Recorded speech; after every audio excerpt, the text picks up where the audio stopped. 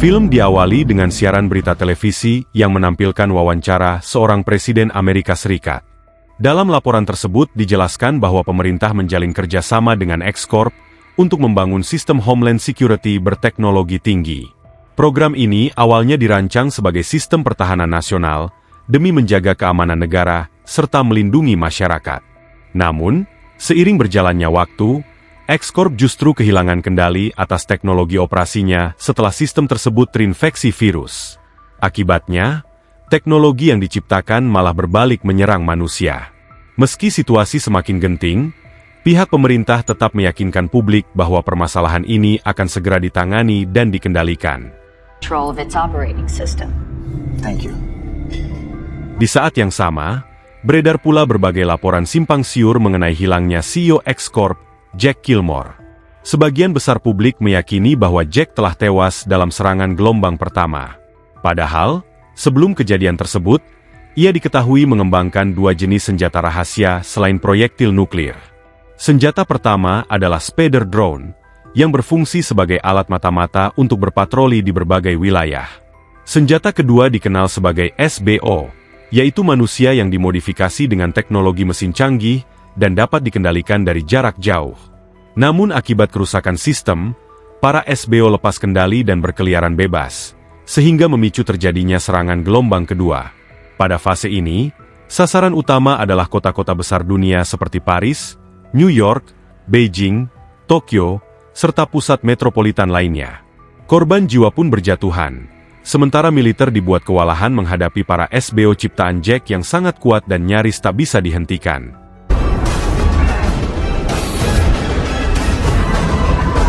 Setelah serangan itu, manusia yang masih tersisa memilih bertahan hidup di bawah tanah.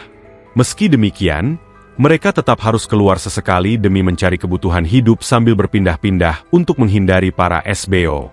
Selain itu, kondisi bumi kini menjadi tandus sehingga tidak semua manusia sanggup bertahan menghadapi situasi ini. Kita kemudian mengikuti salah satu penyintas misterius yang terus bergerak mencari persediaan dan makanan. Beberapa jam berkeliling, radar di mobilnya tiba-tiba menangkap sebuah objek asing yang muncul tidak jauh dari posisinya. Adegan berpindah ke salah satu penyintas misterius yang terus bergerak mencari makanan dan persediaan. Beberapa jam berkemudian, radar di mobilnya tiba-tiba mendeteksi sebuah objek asing yang muncul tidak jauh dari posisinya.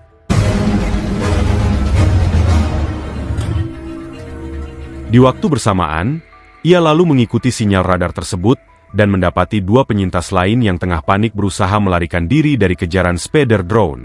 Saat drone itu berhasil mengidentifikasi wajah mereka, suasana mendadak berubah mencekam. Cyborg tiba-tiba muncul dan tanpa ragu langsung menembak kepala penyintas wanita itu di tempat. Sedangkan pria itu hanya dibuat pingsan dan ditangkap. Setelah situasi aman, penyintas misterius itu mendekati jasad wanita tersebut dan menemukan sebuah hard drive bertuliskan Kilmore.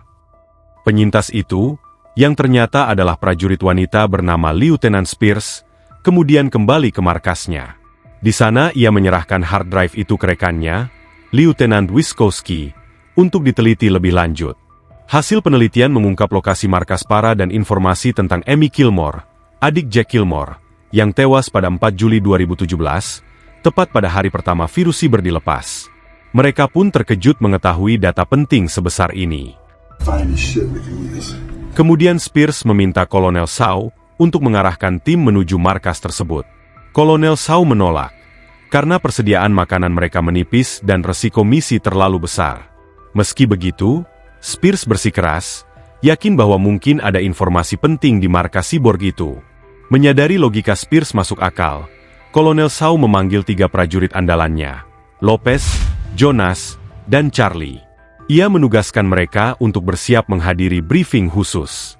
Tak lama kemudian, ketiganya berkumpul di ruang briefing untuk membahas strategi misi yang akan dijalankan. Put some dead pants on. Wiskowski menjelaskan bahwa Jack Kilmore dikenal sebagai sosok jenius di bidang teknologi. Sejak usia muda, kecerdasannya sudah menarik perhatian hingga ia mendapat julukan anak emas dunia teknik dari majalah Hex.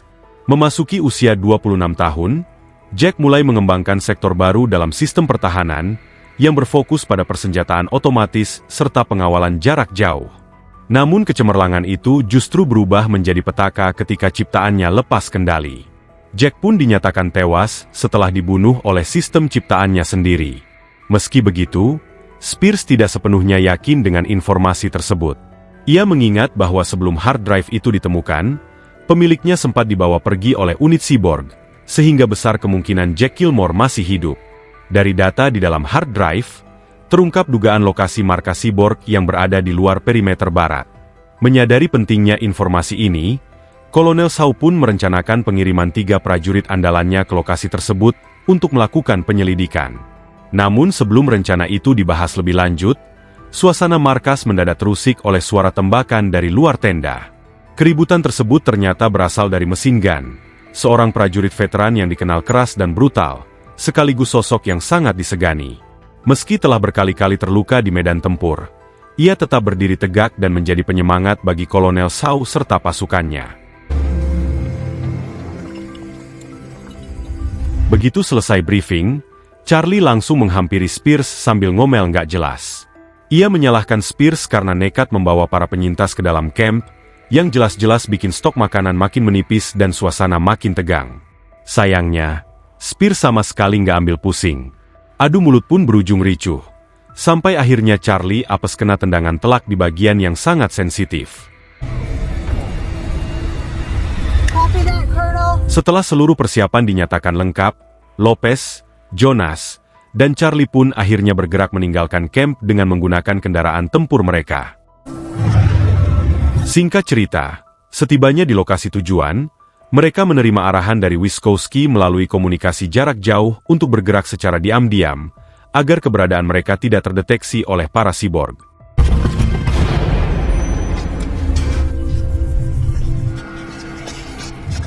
Setelah berhasil masuk, mereka pun tiba di sebuah ruangan yang dipenuhi berbagai jenis senjata, serta bola-bola bercahaya yang digunakan sebagai inti penciptaan cyborg.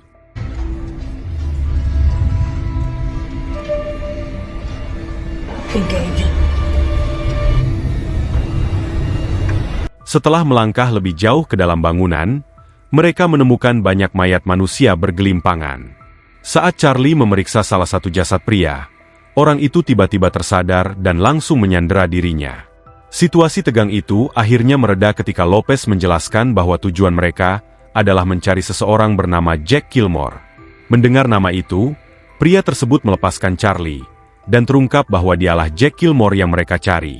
Mengetahui fakta tersebut, Charlie langsung meluapkan amarah dan mengancam Jack sebagai pihak yang bertanggung jawab atas bencana ini.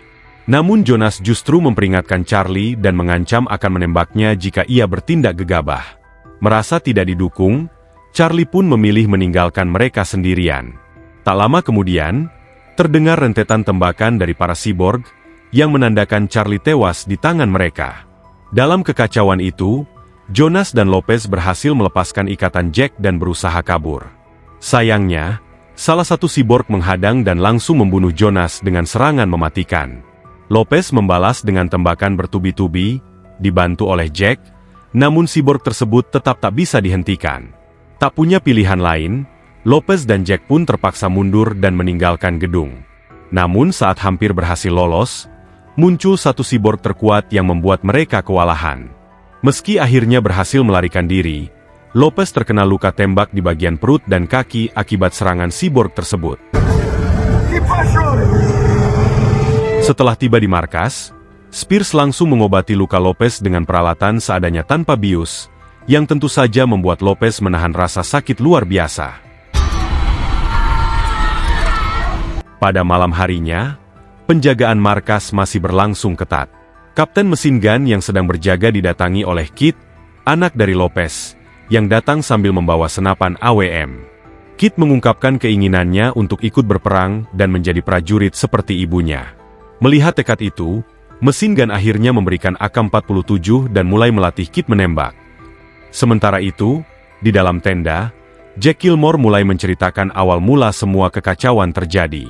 Ia menjelaskan bahwa sekitar sebulan sebelum para cyborg memberontak, Dirinya didatangi oleh Presiden Amerika bersama pihak pemerintah yang memintanya bekerja sama mengembangkan sistem pertahanan negara dari ancaman asing. Proyek tersebut berupa rekayasa kecerdasan buatan berbentuk virus siber yang terhubung langsung ke sistem pertahanan.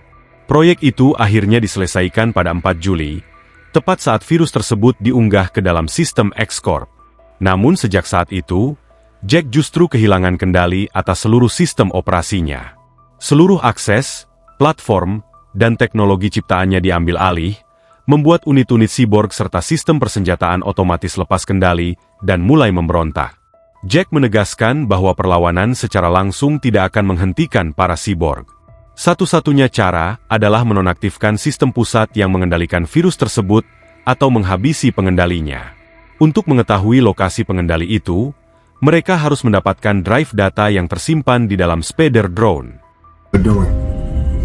Otherwise we're dead.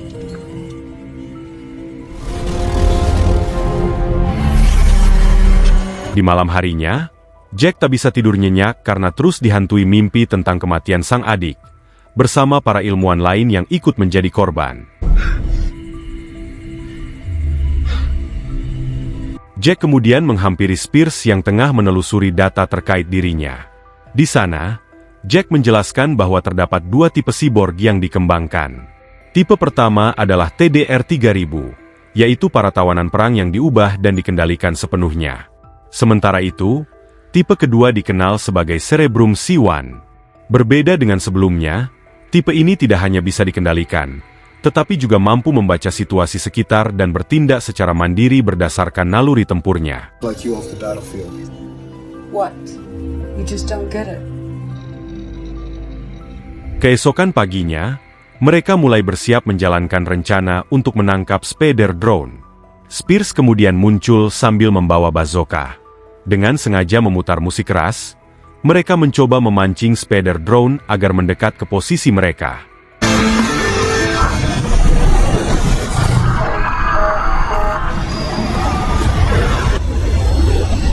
Begitu drone itu muncul, mereka langsung menyerangnya hingga berhasil dihancurkan.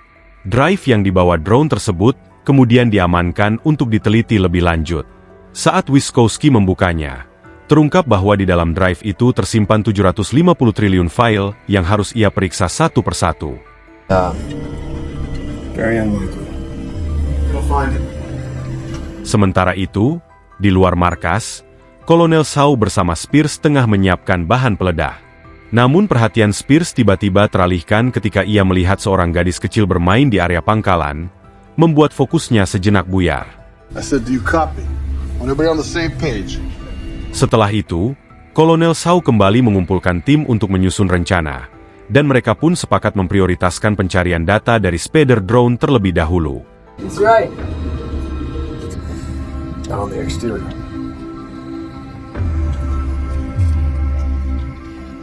Pada malam berikutnya, kedekatan antara Spears dan seorang gadis kecil bernama Molly semakin terasa.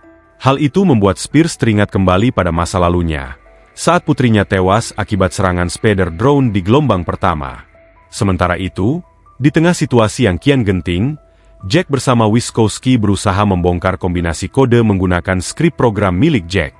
Mereka harus menelusuri sekitar 750 triliun file yang tersimpan di dalam sistem.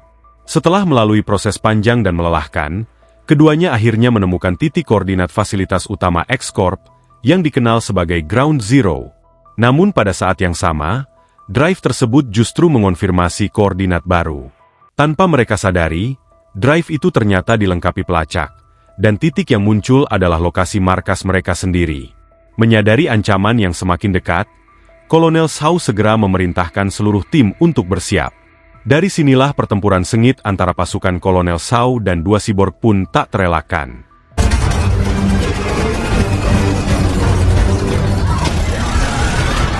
Karena 2 cyborg itu sangat kuat, Kolonel Shaw memerintahkan Spears untuk mundur dari pertempuran dan menyembunyikan Molly serta Kit ke dalam bunker. Namun nahas, di tengah pertempuran itu Kolonel Shaw tewas secara mengenaskan. Nasib serupa juga menimpa Lopez yang gugur saat berusaha menyelamatkan Kit. Setelah Molly dan Kit berhasil diamankan di dalam bunker, Kapten Mesin Gun memilih nekat mengorbankan dirinya sendiri demi memberi jalan kabur bagi Spears, Jack, dan Wiskowski.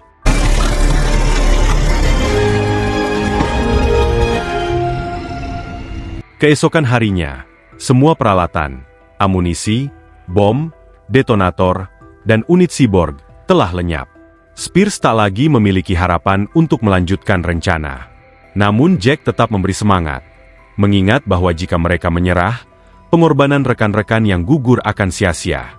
Meskipun misi kali ini hanya untuk membebaskan wilayah seluas 500 mil, setidaknya ini menjadi langkah awal menuju kebebasan. Dengan tekad bulat, mereka pun melanjutkan perjalanan. Setelah tiba di lokasi sesuai koordinat dari radar, Jack akhirnya menemukan sebuah jalan tersembunyi yang menuju fasilitas tersebut. Begitu masuk, mereka mulai menelusuri setiap ruangan dengan hati-hati.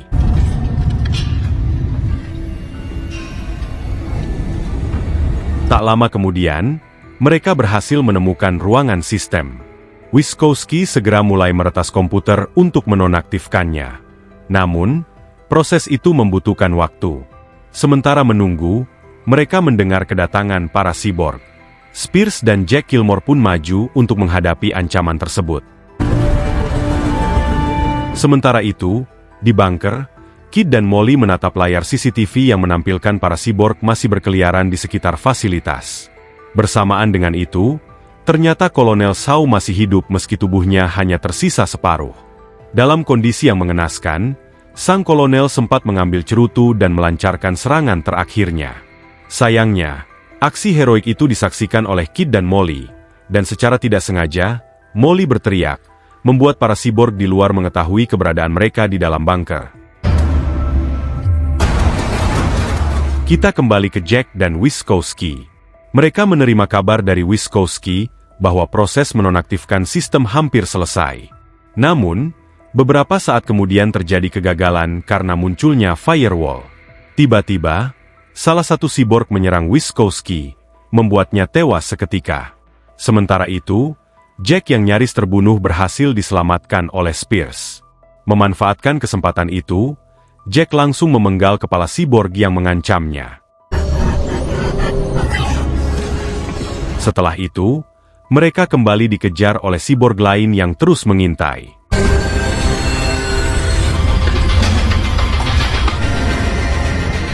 Mereka berlari hingga tanpa sengaja memasuki penjara yang menyimpan para tawanan yang akan diubah menjadi cyborg. Salah satu cyborg kemudian mencoba menjebol pintu menggunakan gergaji yang menempel di tangannya. Untungnya, sebelum berhasil menyerang, keduanya berhasil melarikan diri melalui lubang ventilasi.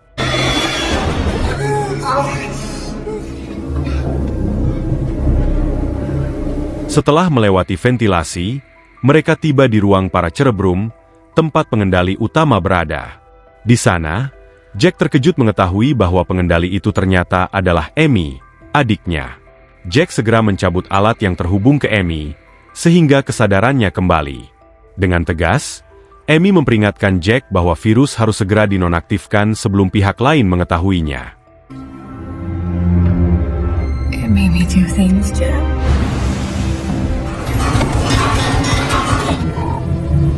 Di sisi lain, para cyborg berhasil menyusup ke dalam bunker, membuat Molly ketakutan. Teringat nasihat mesin gun, Kit berusaha menghadapi mereka dengan menembak salah satu cyborg di kepala. Namun sayangnya, salah satu cyborg berhasil membalas tembakan ke arah Kit, membuatnya tewas seketika. Saat Jack hampir menekan tombol power, sebuah panggilan video dari Presiden masuk secara tiba-tiba. Dalam percakapan itu, terkuak bahwa pemerintah sengaja memanipulasi opini publik, membuat masyarakat percaya bahwa cyborg diciptakan untuk menjaga keamanan negara. Berita tentang cyborg yang kehilangan kendali hanyalah kedok, agar Jack terlihat sebagai penyebab kekacauan. Sebenarnya, pemerintah ingin membentuk pasukan yang patuh untuk membersihkan bumi dan memulai ulang kehidupan yang sepenuhnya bisa dikontrol. Jack kini menghadapi pilihan sulit. Menonaktifkan para cyborg dan mengorbankan adiknya, atau membiarkan Amy tetap hidup sekaligus membiarkan kehancuran melanda bumi. Setelah menyadari jumlah manusia yang tersisa sangat sedikit, Jack memutuskan untuk menekan tombol off. Namun, sebelum sempat mengeksekusi, Amy yang sudah kehilangan kendali menusuk Jack secara tiba-tiba.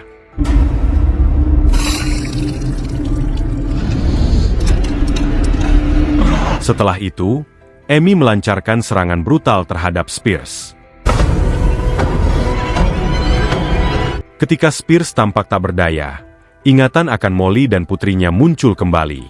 Dorongan itu membuatnya bangkit, dan akhirnya ia berhasil menaklukkan Amy.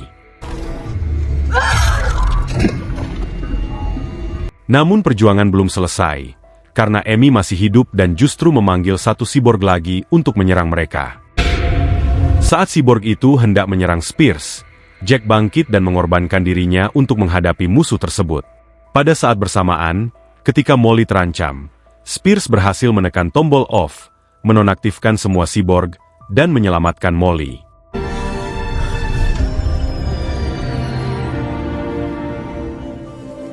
Di hari berikutnya, Spears menemui Molly. Keduanya kemudian memutuskan untuk mencari tempat yang lebih aman, sambil berharap dapat bertemu dengan penyintas lain dan suatu saat membebaskan bumi sepenuhnya dari kekacauan. Dan film pun berakhir.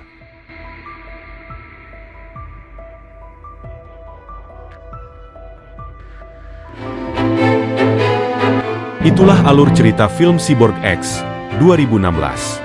Sebuah kisah bertema bencana dan survival yang menegangkan, memperlihatkan perjuangan para manusia dalam menghadapi kekacauan akibat para cyborg yang lepas kendali. Semoga rangkuman dari kembang sarjana film ini bisa menambah wawasan sekaligus menemani waktu santai kalian. Admin mohon maaf apabila masih terdapat kekeliruan dalam penyampaian alur cerita, penyebutan nama tokoh, maupun detail lainnya. Terima kasih sudah menyimak dan terus mendukung kembang sarjana film. Sampai jumpa di pembahasan film berikutnya.